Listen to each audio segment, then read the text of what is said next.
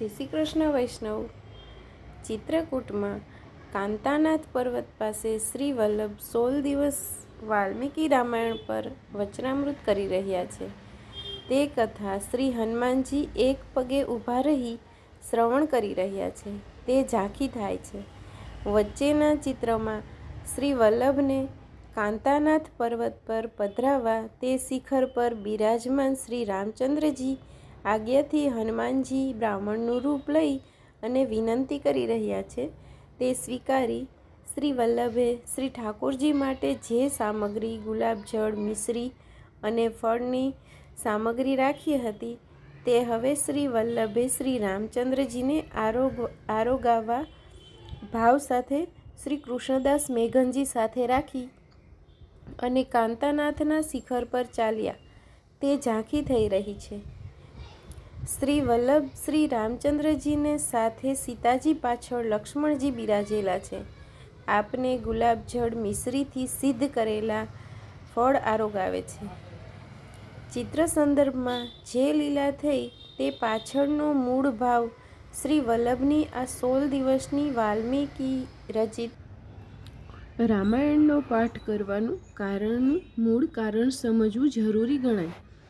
તો શ્રી વલ્લભ જ્યારે પણ કોઈ મર્યાદા પ્રભુના સ્થાનમાં ગયા છે ત્યારે ત્યાંના દેવી જીવોને કે જે હજુ શરણે આવવાના બાકી છે તેમનું ધ્યાન રાખીને જ મોહિત કરવા માટે જ કે એકવાર સન્મુખ થઈ જાય પછી તો આપમેળે શરણે આવવાના જ છે એ ભાવથી આપ શ્રી આપનું સામર્થ્ય પ્રગટ કરી વર્ણનીય લીલા કરે છે।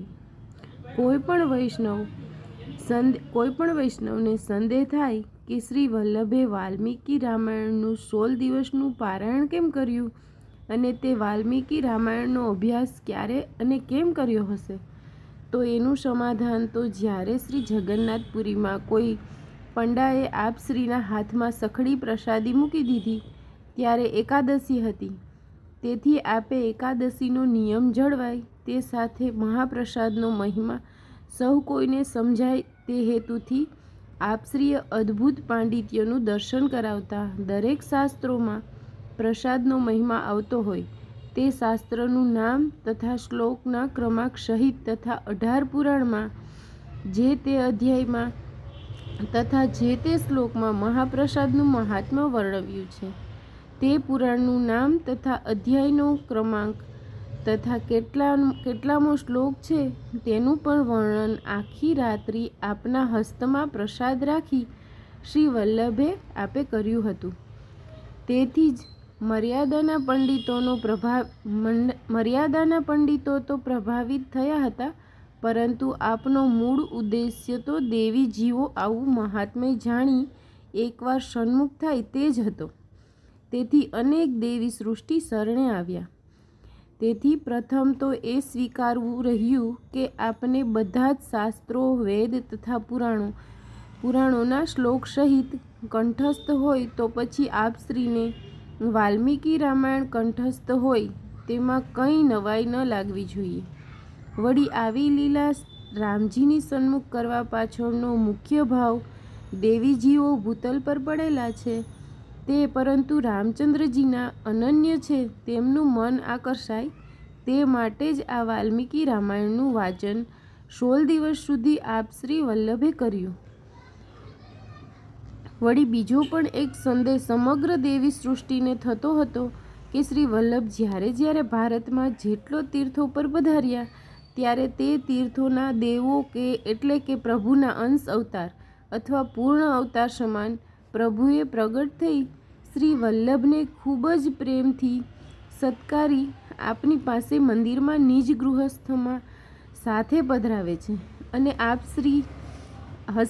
શ્રીના શ્રી હસ્ત શૃંગાર કરાવે છે તથા સાથે બેસીને ભોગ આરોગે છે। આવી લીલા આપે કરી છે। તેમાં 47મા બેઠકમાં પદ્મનાભજીની બેઠક છે ત્યાં અને 48મી બેઠકમાં શ્રી જનાર્દનજીની બેઠકમાં તે મુજબની લીલા થઈ હતી। વળી મલય પર્વતની બેઠકમાં તો હેમગોપાલ પ્રભુ ખૂબ જ પ્રસન્ન થયા હતા। શ્રી હેમગોપાલ પ્રભુની ઈચ્છા જાણી આપે શ્રી કૃષ્ણદાસજીથી અર્ગજા સિદ્ધ કરાવી સમર્પ્યું હતું તથા દામોદરદાસજીથી કેળા નારિયેળ સિદ્ધ કરાવી અને આરોગાવી. તેમાં ઇન્દ્ર સાથે શ્રી વલ્લભના સ્વરૂપની ચર્ચાનો પ્રસંગ આવે છે તથા પંઢરીનાથ તો ભક્ત પંઢરીકજીની સાથે રાખી અને ચંદ્રભાગા નદી પાર કરી શ્રી વલ્લભને સામેથી વિનંતી કરી અને સાથે પધરાવી મંદિરમાં લઈને આવે છે તથા શ્રી વલ્લભને લગ્નની આજ્ઞા કરે છે.